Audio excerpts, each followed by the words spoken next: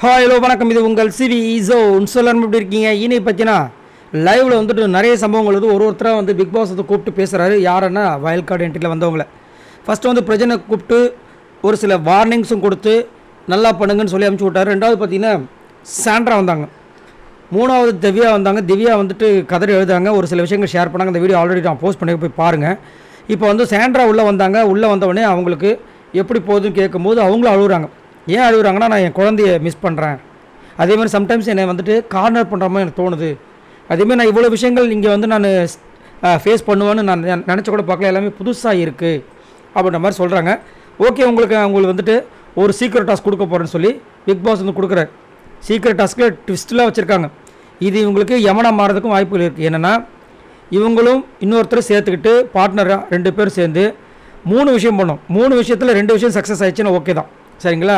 என்னென்னா, ஒன்று வந்து வேலையை விட்டு தூக்கணும், இன்னொன்று ரோலை வந்து சேஞ்ச் பண்ணணும், மூணாவது வந்து ஒரு டிபார்ட்மெண்ட்டுக்கு ஒரு ஹெட் இருக்காங்களா, அவங்கள வச்சு ஒருத்தரை தூக்கணும், பணி நீக்கம் பண்ணோம்.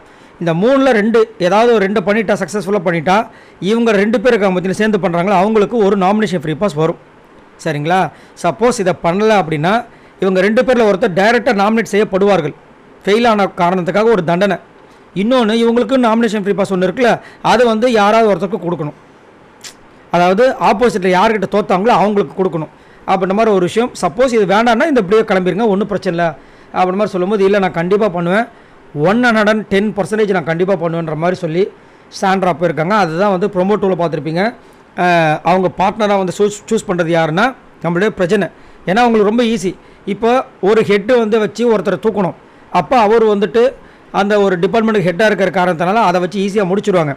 அதே மாதிரி வேறு ஏதாவது நான் சொல்லணும்னா கூட கம்ஃபர்டபுளாக என் ஹஸ்பண்டுக்கிட்டே சொன்னால் அவர் எனக்காகவும் விளையாடுவார், நான் அவங்களுக்காக விளையாடுன்ற மாதிரி ஒரு விஷயத்தை பிளான் பண்ணியிருக்காங்க.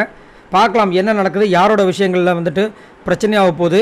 சப்போஸ் வின் பண்ணாங்கன்னா இவங்களுக்கு நாமினேஷன் ஃப்ரீ பாஸ் கிடைக்க போகுது, தோத்துட்டாங்கன்னா டைரெக்டாக இவங்க நாமினேட் செய்யப்படுவார்கள். அதே மாதிரி இன்னொரு எக்ஸ்ட்ரா ஒரு பவர் வேறு கிடைக்க போகுது, அதை சொல்ல மறந்துட்டேன். இவங்க ஜெயிச்சிட்டாங்கன்னா ஒரு நாமினேஷன் ஃப்ரீ பாஸ் கிடைக்கும், டைரெக்டாக இவங்க கை காட்டுறால் டைரெக்டாக நாமினேஷன்ஸ்குள்ளே போயிடுவாங்க. ஸோ இந்த மாதிரி சில விஷயங்கள்லாம் இருக்குது. பார்க்கலாம் என்ன நடக்குதுன்னு. உங்களோட கருத்தை சொல்லுங்கள். அதே மாதிரி வயல் கார்டு என்ட்ரியாக வந்த 4 பேரில் எனக்கு இவங்களை தாங்க பிடிச்சிருக்கான்னு நீங்கள் யாரை சொல்வீங்க? மறக்காமல் கமெண்ட்ஸ் பண்ணுங்கள். பாய் நண்பர்களே.